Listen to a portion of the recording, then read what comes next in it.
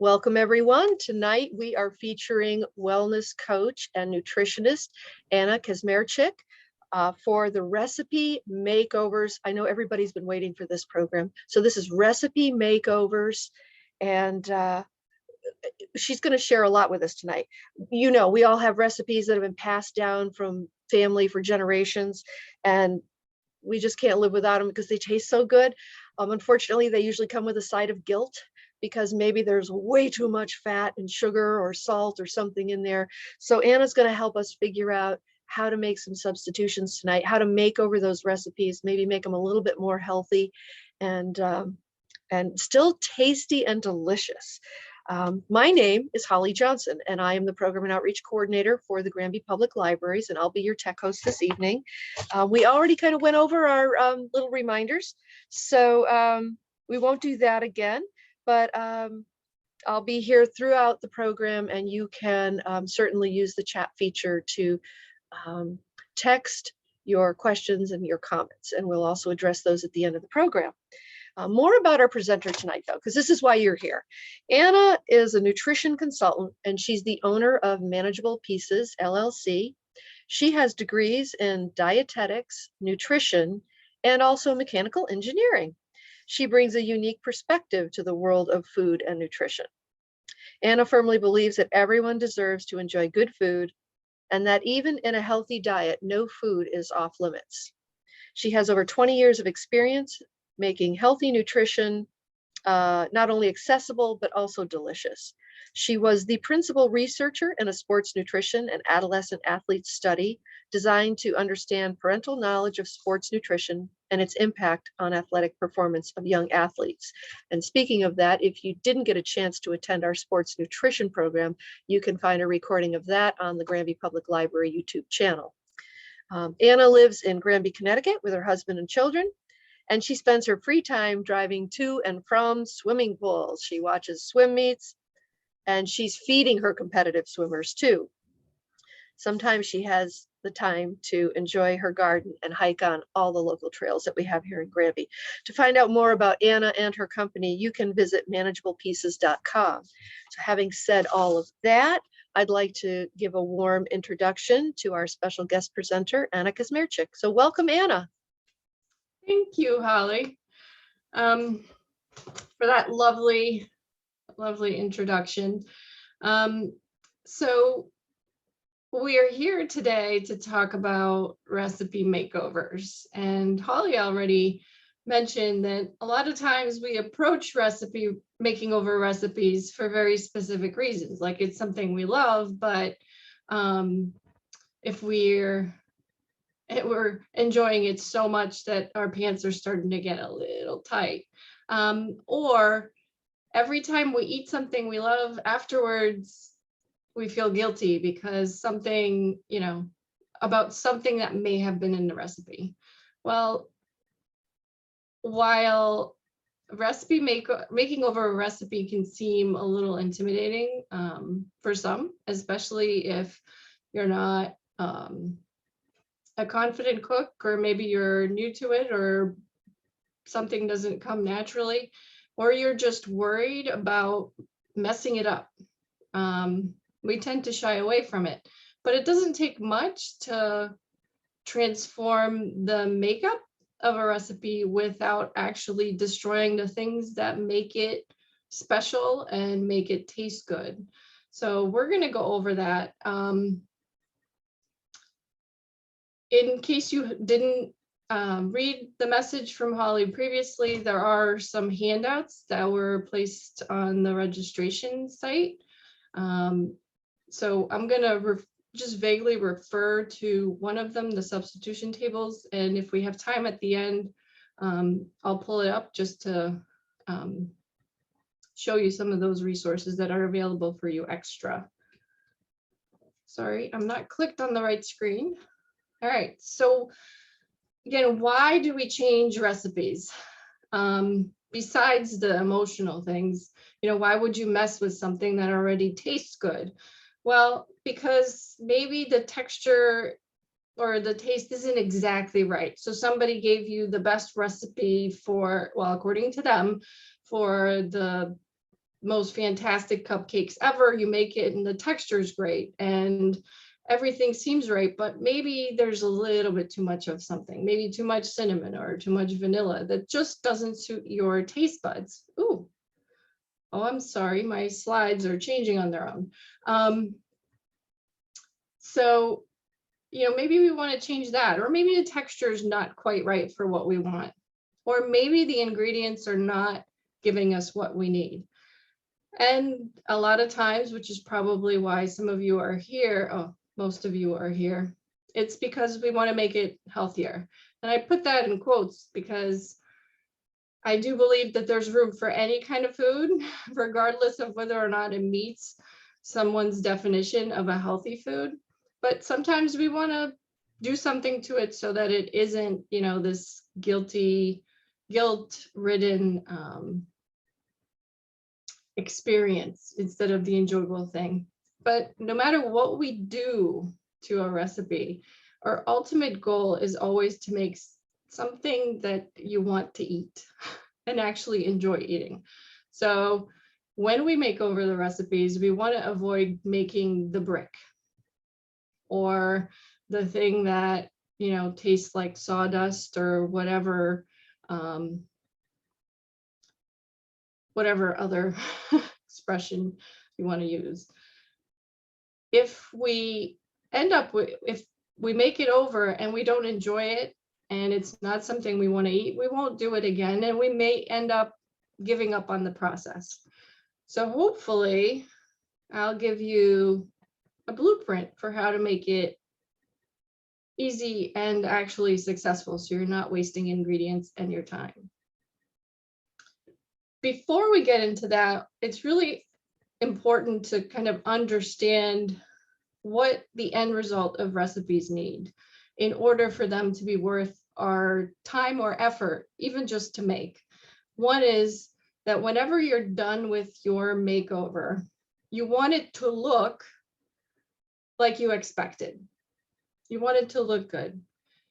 You want it to taste like you expected, and you want it to have the texture you expected. But besides that, the end result should also have a shelf life that meets your needs. Oh gosh. And the nutrition you want. My apologies for the wayward slides. So when we're done, we hope to be able to check off all these things, check off all the boxes. Now, again, before we start changing it over, a recipe generally, and I am oversimplifying it, but comes with two parts. One is the list of the stuff that you're going to put into it, the ingredients. And then the second part is the instructions that tell you what to actually do with them. Because you can't make a cake by just taking the ingredients for a cake, dumping it into a oven-proof container, and put it in the oven and hope to come up with a cake. You have to do specific things to it to actually combine the ingredients and so on.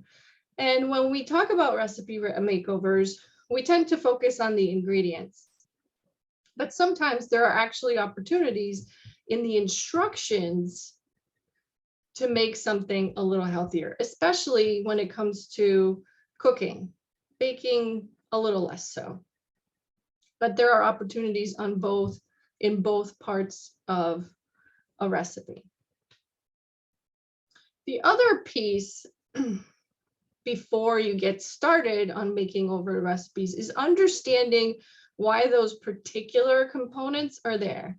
So when you look at that list of ingredients, you know, why is the sugar there? And that's because, or why is the, I'll go back. Why was there flour? Why was there sugar?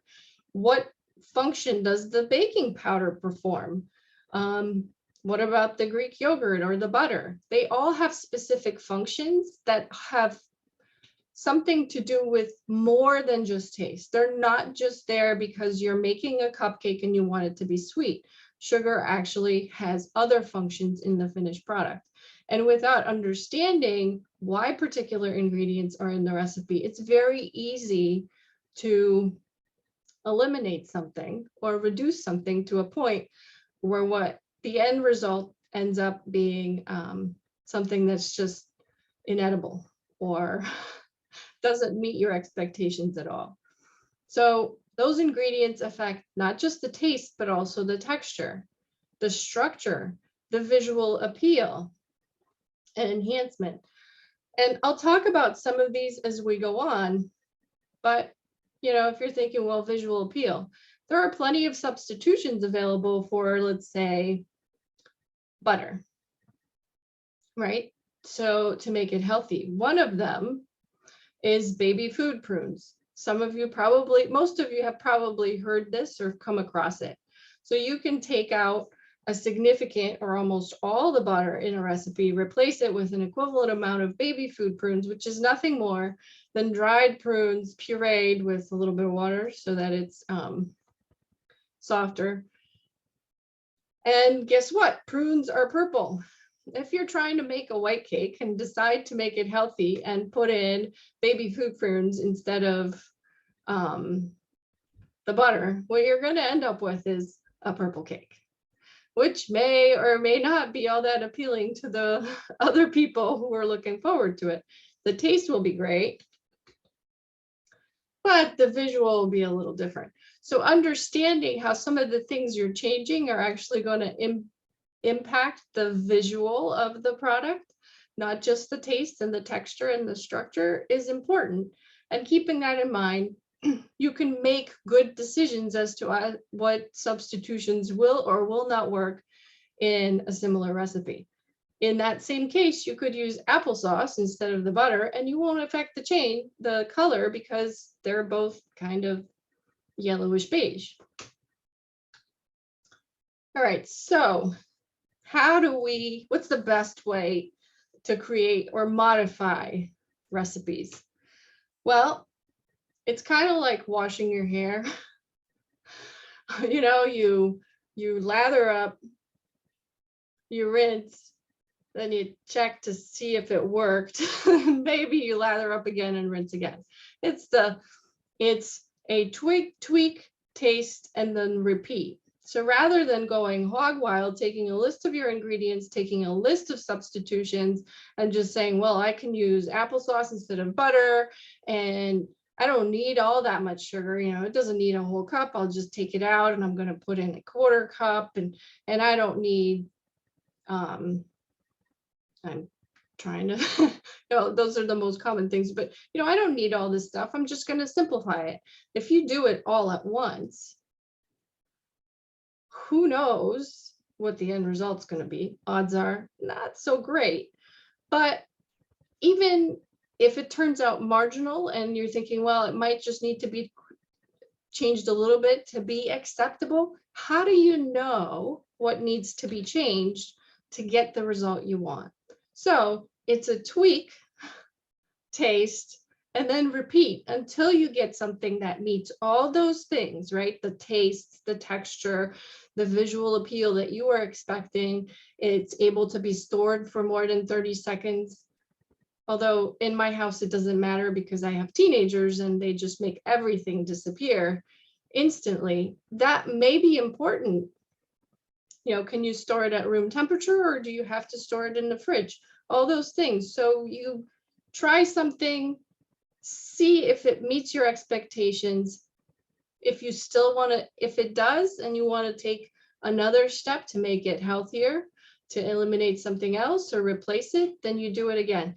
This way, if you ever get to a point that it's no longer making sense to put in this effort to eat it because it's not meeting your needs, you can always go back that one step and you still have an improved version. So what does that mean? Well, trial and error, right? That's kind of what it sounds like.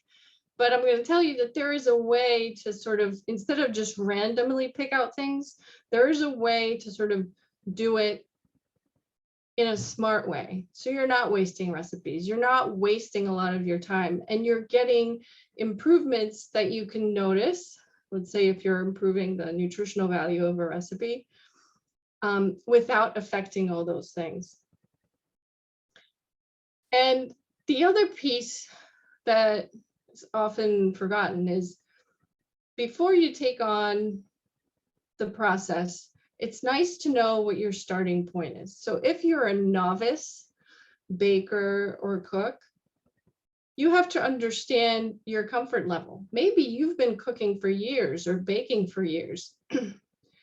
Those moves that you make, those tweaks might be bolder because your knowledge and experience will allow you to back off maybe a part of the way and not lose the progress you made. So, I mean, these are all steps. So I mentioned, you tweak. That's nice. Well, what do you tweak?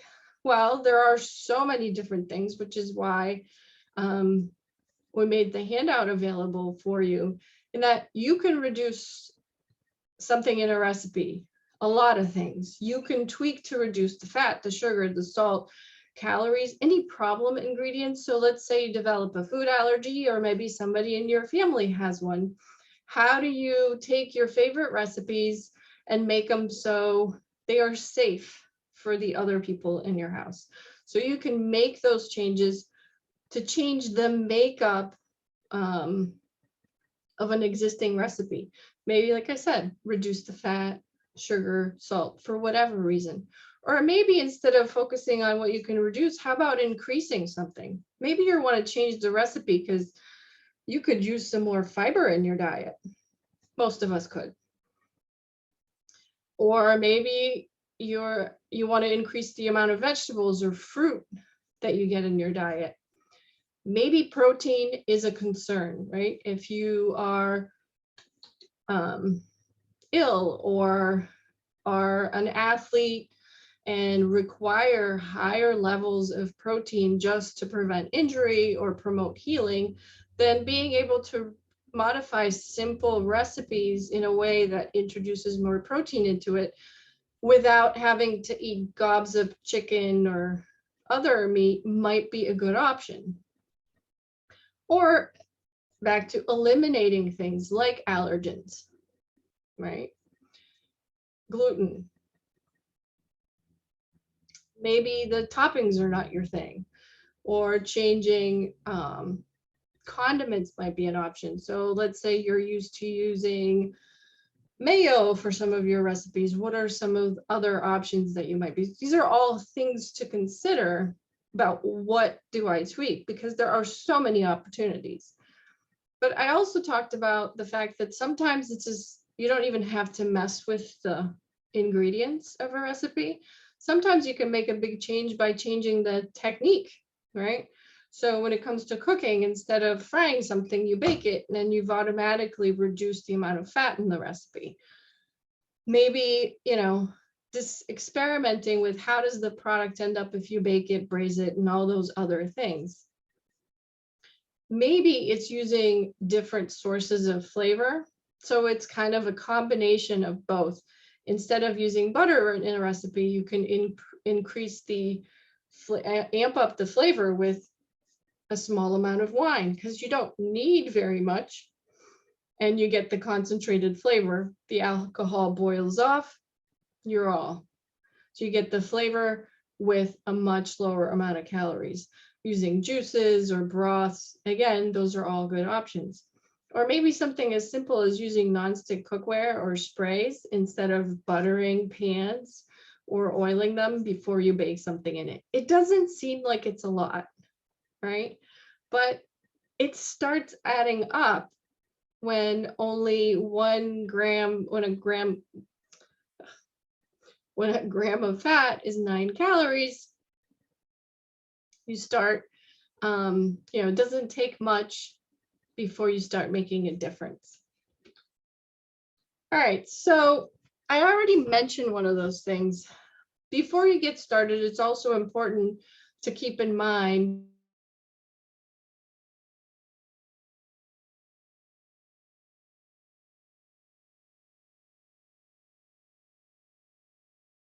changes might have on the finished product. For a lot of them, it's pretty obvious, right? But if you're not sure, there's there's information available in a lot of different places where you can get some of that advanced knowledge. Understanding the difference in some ingredients that makes them a little bit more challenging. So I just want to briefly mention a couple of things. And one is artificial sweeteners, right?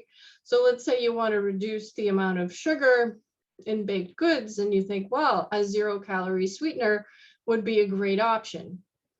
Unfortunately, it rarely is, because artificial sweeteners don't perform the same functions that sugar does in a lot of baked goods. So yes, they are sweet, but their chemical composition rarely holds up to the intense heat of baking, right? So it's okay in boiled water for a beverage, let's say, which is 212 degrees.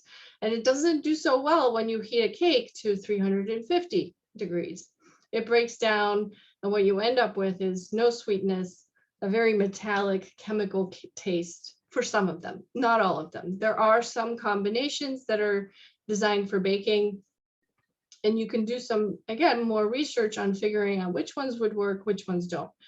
But I highly recommend you don't assume that just because, you know, an artificial sweetener exists and you can put it into a hot drink, that it will be suitable as a baking item. So that's one specific thing I like to mention. When it comes to gluten-free baking in particular, because as far as cooking, there are a lot of options. But as far as baking, it becomes a lot more tricky because making substitutions for flour, regular wheat flour, with a gluten-free flour, because like rice flour and so on, a straight up substitution will pretty much never work and yield acceptable results. What you will get is a very nice tasting brick-like structure, because gluten is what gives baked products the bubbles, right? It gives it the structure. So your leavening agent like baking soda, baking powder, or yeast makes the bubbles, and the gluten is the protein that kind of sets it. And with a gluten-free flour, you don't have the protein necessary to actually set the structure. There are some gluten-free options. There are combinations that you can find. There are absolutely products, and I don't want to turn anybody off. If you need to create gluten-free baked goods, there are options. You just have to be careful that you look for the specific one. So finding a combination that's suitable for baking bread that's gluten-free is one type of a mixture that you'll be able to find. And then there are others for making cakes and so on, because those all have very different needs and different structures. So again, something to keep in mind. And then I mentioned margarine only because we tend to think of it as butter, and we expect it to act like butter when we cook with it, or more specifically, bake with it. Unfortunately, margarine is an oil. It's also full of trans fats, which we should all be avoiding. So I don't recommend, I recommend that you just strike that off the list, because there are much better options for substitutions for fat. But if you are going to use like a margarine that comes in the sticks, because you can still buy that, and you're thinking, oh, I'll just take a stick of the margarine for a stick of the butter that the recipe calls for, don't be surprised if the results are not what you expect, because oil, which is what margarine is, behaves much differently in has a different effect in baked goods than butter. Okay, so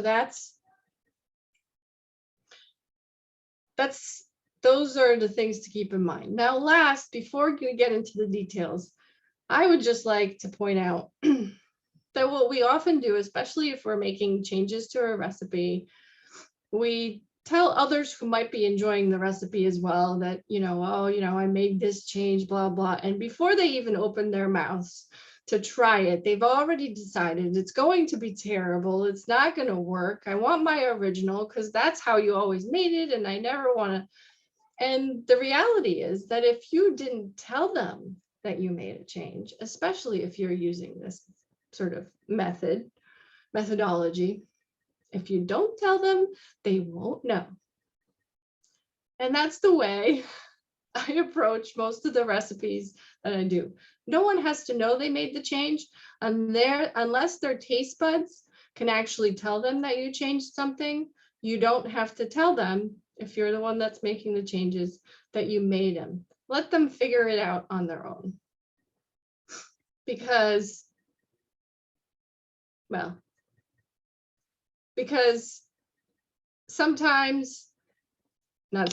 most of the time, we actually make decisions about food with our brain more so than our mouths, and create disappointments where none need to exist. It's very hard to make over a recipe yourself and then be able to eliminate that mind portion of it. But if you take the approach that, well, I just made a small tweak and it's still going to taste good, it's easy to convince yourself to give it a shot. Others, not so much. All right. So it's a simple process. It starts with step one would be make a plan. And by a plan, I don't mean you need to get like a giant notebook and start filling in all the details. A plan requires you to have the recipe in mind. So that's essentially a list of your original ingredients. And then underneath you could have, specific preparation methods as well. And then you got to do a little bit of research. What are my options? Right. So that's those substitution tables. Make a list of healthier options for each individual ingredient. I'm not telling you that you're going to make a big change for all of them, but this is a plan. You're identifying what my options are. Not everything in a recipe will need to be changed, or not, nor will you want to change everything in a recipe. But knowing what options you have will make it that much easier when you actually decide to do it. And then, and I think this is very important, write down the reason why you're making the change. So it's clear, and that you make sure that your healthier options are actually meeting your reasons for it. So if it's because I want to reduce the amount of fat in the recipe, then put that down. It's because it's too sweet. Okay, put that down. Reduce the amount of calories. I want to reduce salt because somebody's blood pressure's going up and you want to have another option for that. Whatever the reason, write it down. Because, and here's why it's important, because you're not going to make all these changes at once. You want to prioritize for the ones that are going to sort of make the most impact for you and are of the most importance to you. Because this is a process, we're going to end up putting in the time and some effort.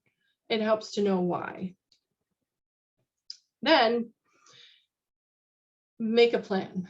So here's an example of, your original ingredients. What are a healthy option? There could be more than one. And then the comments. What is that going to do to the recipe? Your reasons. And then what you're going to do is you're going to pick one. Out of your list of ingredients, pick one thing you're going to change. If you're very experienced and you've done some of this before, maybe two. But if it's a new recipe, I recommend sticking with one. So pick the one that makes the most sense.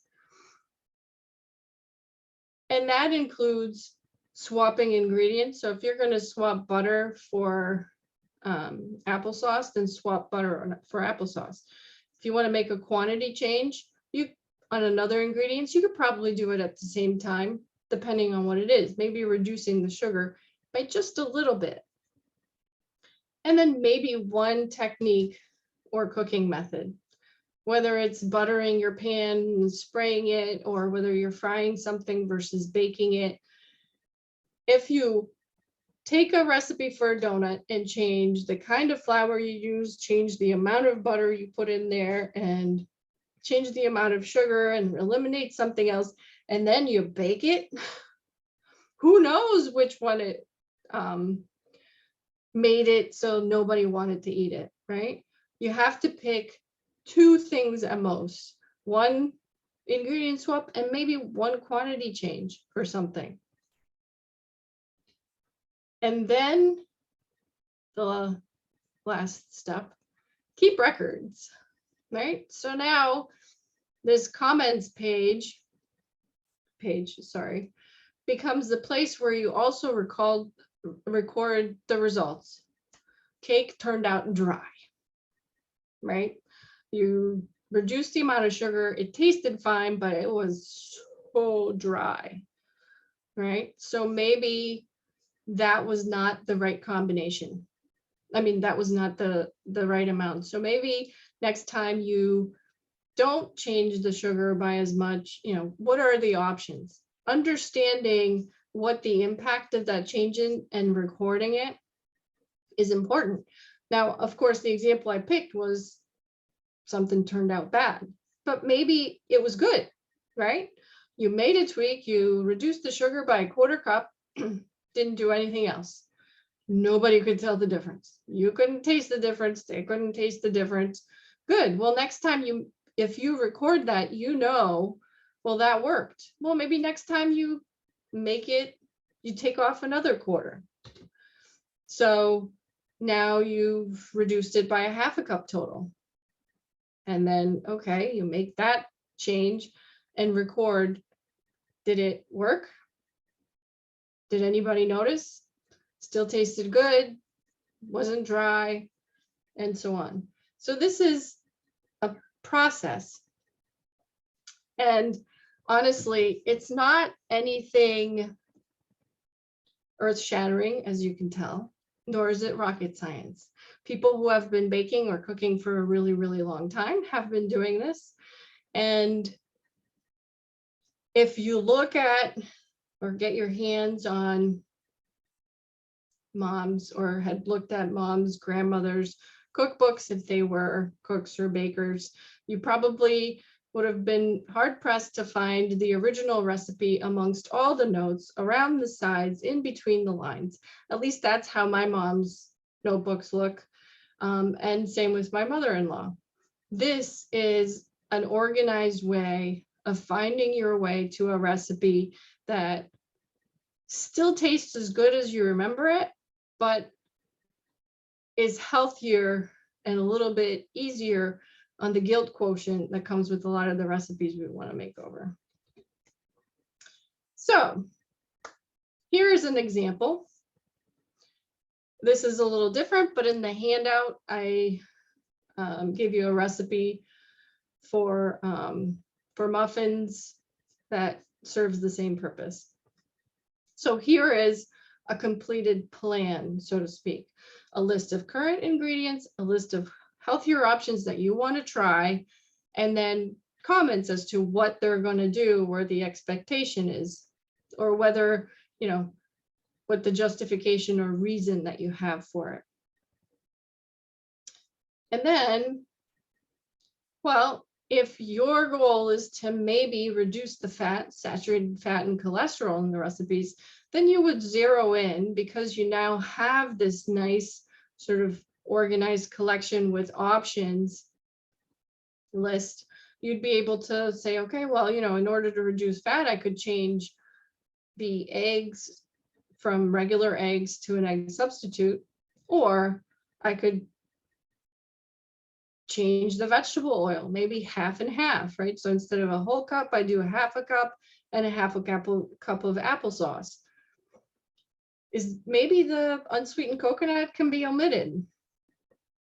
I don't know, I'm not a coconut person, but if that's something you really look forward to in this type of recipe, maybe you don't change it at all, right? Because it's important. Reduce the amount of topping or extra stuff that you put on top. In this case, they were talking about the chopped pecans that would go on top. You don't have to take a whole half a cup to divide it among 12 muffins. You could reduce that to a much smaller amount. Those are all options. Well, maybe that's not your thing. Maybe what you want to mess with really is the sugar. And there are, again, options. Does it really need a half a cup of sugar? Maybe just flat out cutting it to a certain amount, maybe half of it might be enough.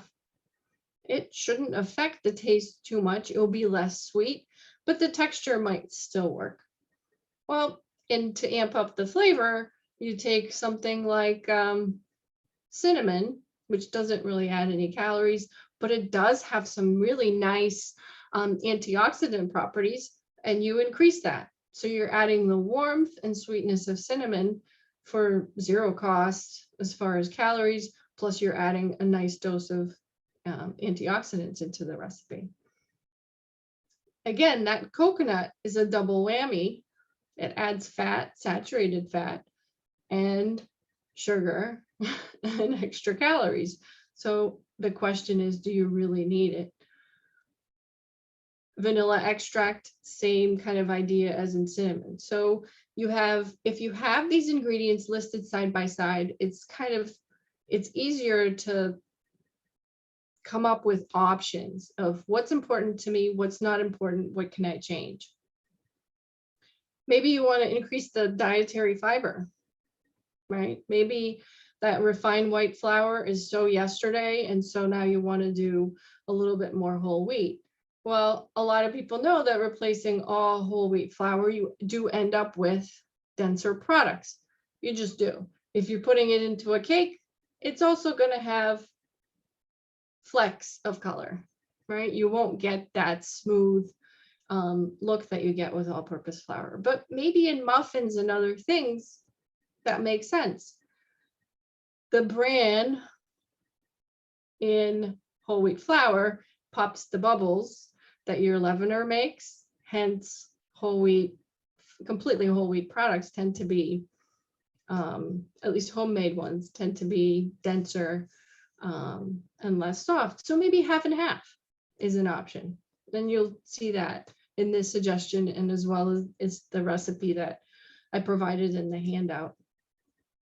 You can do something as simple as leaving the peel on the apples when you're putting it in the recipe, when you're grating them up, because that adds extra fiber and so on. So what kind of trade-offs can you make? Having that complete picture really makes a difference. And then all you have to do is experiment and have some fun with it, right? The great thing about making these small tweaks and experimenting is that you get to eat cupcakes because they have to be tasted, right? If cupcakes is what you're changing over. But small changes, small batches. Nobody says you have to make a full-size cake. Every recipe pretty much can be halved. If you have all the ingredients so that the proportions are the same. And so you don't have to make a big batch when you're experimenting. You can make small batches. And when you finally arrived at the right combination that still meets your needs and now is so healthy you don't feel guilt about it, you can start making those full-size batches again. If you're keeping track and you're using this measured approach of planning, coming up with your options, and then trying it, you can always revert to the last version that worked. And you can try a different change or stop, right? If you've reduced the sugar as much as so much that it was like eating sawdust, then maybe you go back to the previous one because everybody was still enjoying it, and you leave the sugar well enough alone. And then maybe you try messing with the combination of butter and applesauce and so on. So the bottom line is a little bit of research of the ingredients, understanding why a recipe is structured a certain way, what the role different ingredients play in it, and then experimenting with the different healthy options, because There are a lot of options. One of the handouts I gave you includes, I think it's 4 pages, really small. You're going to want to blow up your screen when you read it, of a lot of different options for reducing fat, for sugar, changing sugar, and so on. So there are so many different things to choose from. It's fun to just experiment, keeping the changes small, and maybe your batches as you're experimenting small will keep you from wasting ingredients and having disappointing results. But most important, as far as I'm concerned, recipe makeovers should be fun. And well, as if my husband was here, what he would say is that it is fun, at least for some of us, for me, because one of my favorite things to say is that I have yet to meet a recipe that didn't need to be tweaked. And that generally includes even recipes that I've been messing with for several years, because our tastes change. How we look at things and how our bodies respond to different foods change with time. They change. Our family, whether it's our family situations change, right? Maybe the people we're living with, their taste bud change, or there are medical reasons for making things different way. And so having this sort of approach to recipe makeovers as, a fun journey where you get an opportunity to just have fun, to find the best, to make the best food or dessert, whatever it might be, for you at the time, is sometimes its own reward. So I would be happy to answer any questions you might have, because I know that I went kind of fast. I thought you kept it at a good pace, Anna. I thought you did a wonderful job with your pacing. With my runaway slides. No, they were great. So I think everyone can see the screen right now. And I want to mention this again. We are having Anna back in person for an author talk on Sunday, February 27th, 2 to 3 p.m. here at the Granby Public Library. And she's going to be doing a presentation about eating mindfully and losing weight. And you can probably see the title of her book there, How to Eat Mindfully and Mindlessly Lose Weight. And that looks pretty tasty right there. Your little egg, avocado, spinach kind of thing going on there. I like to eat. I like food. I do too. So, but Anna, I don't want to leave without answering some of these questions that were in the chat. So we did hear from a couple of people. And one of them is, and you may be able to see these as well. What can you use to substitute in all those creamed soup recipes? Do you have any suggestions for folks who maybe, can't have all that dairy floating around in the creamed soups? They like the thickness of it, but what do we do with that? So there are actually a couple of options. So creamed soups, a good substitution is you can actually use potatoes. You don't actually need a lot.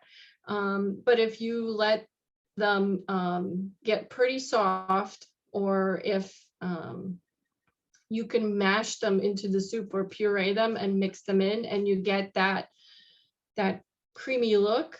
And the starches also provide that creamy texture without influencing the taste, because if you use the white potatoes, they tend to be very, very mild in taste, so you're not going to be changing the taste significantly, and you still get that that creamy result. The other option is cannellini beans. Or really even the smaller navy beans. Same thing, you want to cook them until they are very, very soft. You can include them in the soup and mash them up, or cook them separately in some of the same, and then puree them with some of that soup broth and then introduce them back into the soup. Those are kind of the easiest, the main, that don't significantly change the taste of the soup. Well, thank you for answering that question. And I was so hungry as you were talking about all this stuff. I've been eating my apple while you guys are just like, I'm starving.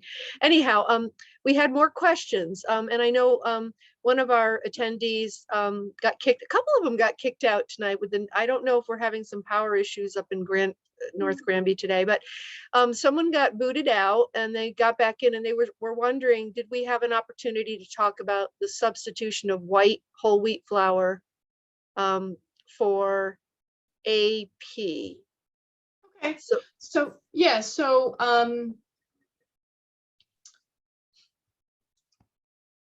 you can, in a lot of recipes, will substitute the white whole wheat flour, the soft white whole wheat flour. The white whole wheat flour is milled from the soft wheat as opposed to the hard wheat that most whole wheat flour is milled from. And I find that in baking, you can substitute that 1-for-1 for AP flour. You get good results. It does have, it has the flex, right? Because it is a whole wheat product. And so the color will be affected a little bit. It's not going to be like whole wheat, regular whole wheat flour, where you end up with like this grayish brownish product, which is fine for me, but may not look so great in a cake. Whereas with the white whole wheat flour, you get a much better look and texture. It also has a very, very mild flavor, so you're not introducing a significant flavor change to the baked good. So I use it all the time. My favorite is the King Arthur. My two favorite are Bob's Red Mill and King Arthur, if you can get them. okay, thank you. Yeah, I like King Arthur too. Bob's Red Mill, you know who has that a lot is Ocean State Job Lot. They really do have all of those Red Mill products. They do. So sticking with the flour for a minute, and I'm not sure if we covered this, but let's see, white whole wheat, regular whole. Okay, also, how about substituting protein powder for flour in baking? Do you have some thoughts about that? I would not recommend it because it's a different protein, right? So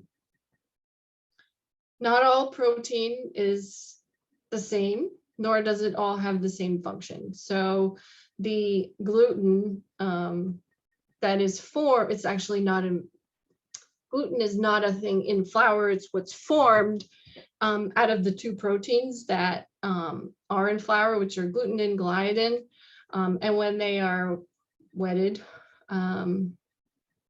they combine and they form gluten. And that is a very specific protein that is very elastic.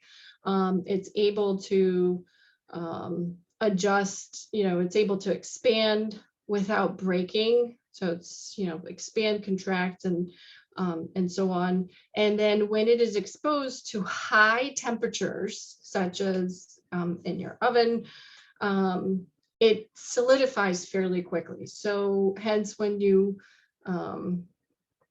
bake, whether it's a cake with the tiny bubbles and the tiny crumb, or bread where you've really stretched and relaxed and stretched the gluten, it solidifies quickly. So you don't end up getting, nice and puffy and then pancake. Other protein powders generally don't contain these. They contain whey protein, which does not contain any of those. And so you won't get the same results. There are also, starches and so on in flour that help with the whole process. So there's a combination of that. The starches provide either the food for yeast, or in the case of chemical leaveners, they provide sort of an ingredient for the chemical reaction, part of the ingredients. So hopefully that answers it. I think you covered it. Thank you. We did have a comment in here Sure. from Karen, and she was saying how she just tried a recipe using the cannellini beans pureed instead of all the, we were talking about the soups and the creaminess and Yeah. everything. And she said instead of the dairy, and it turned out great. Tetrazzini, it came out great. Yeah. So that sounds great, Karen. I'm getting hungrier and hungrier as this conversation continues. So does anybody have another question for Anna? And if you'd prefer not to type in the chat, you're welcome. This is a relatively small, well-behaved group of patrons, I can tell. So you're welcome to unmute and ask if you'd like to do so. There's certainly an opportunity to do that now. So I'm not sure. Can you see the substitution table I put up? I can. It just came up. So there was another question from Beth. Whoops, where I just lost it. Nutrition of white. Oh, what's the nutrition of the white whole wheat versus the whole wheat? She was wondering about that.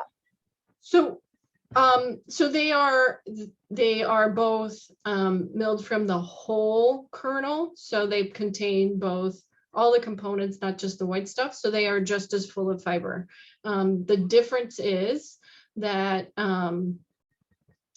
the regular whole wheat flour is milled from a much harder wheat, and that really doesn't, as far as nutrition, it doesn't make a huge amount of difference. So they are both, the amount of calories per serving is the same.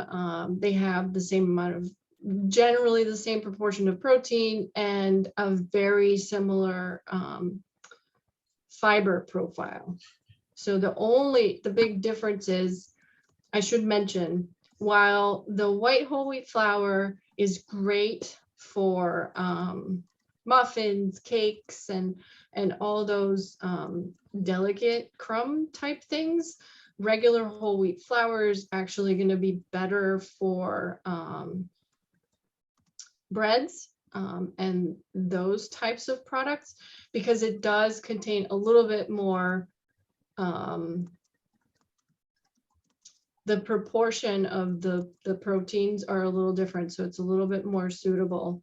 You just get a better crumb structure. But as far as, if you want to, for all your everyday baking needs, switch over to the white whole wheat flour versus white flour, it's a much better option, because like I said, you don't get that taste change. The color is very light, so any of those flecks are very small. It's just an overall really, really good, easy to work with choice. Just not the best for bread. Okay, that's good. That's a good point. Because it's soft. That's the type of wheat it's milled from is really the reason. Okay. So question again. So with the experimentation with the whole wheat flour and breads, one of our listeners has been adding a pinch more yeast into there, and they're wondering, is that making sense? Is that something that, right? Yeah.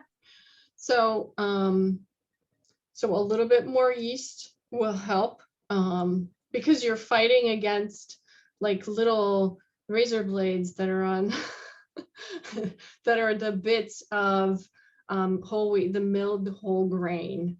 That bran is pretty sharp, and which is why you end up with the denser structure, because you got these little razor blades that here's the yeast is doing its work, and it's stretching those proteins, the gluten, and you got these little sharp things cutting them back up, and so they deflate. So having a little bit more yeast allows it to keep at it longer, so you get enough of those strands that actually survive.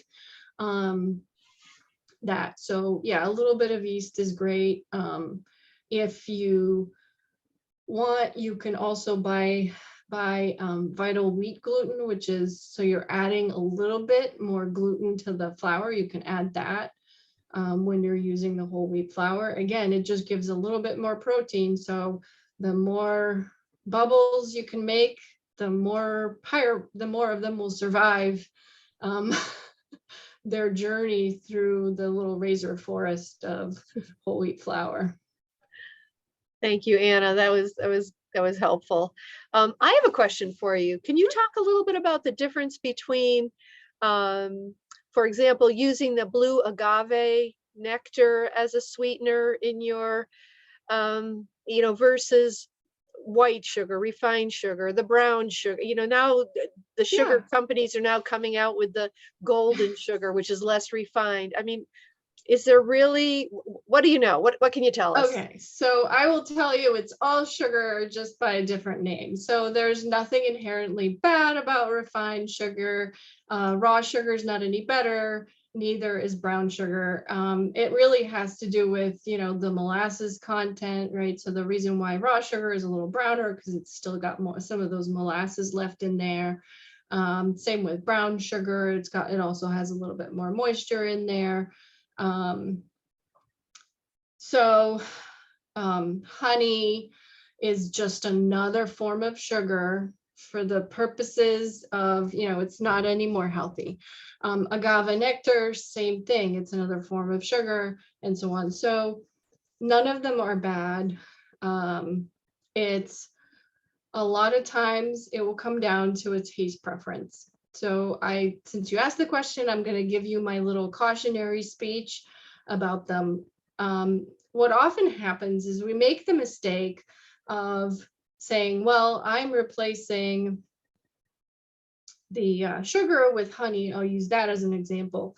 Honey is so sweet, I can use a little less. And so you do a little Google search and it says, well, you can put in 2/3 of a cup of honey for a cup of sugar and you still get, and so you're thinking, oh, I'm using less sugar, so it might be, now it's lower in calories, whatever. You kind of extend the benefits without doing the full research.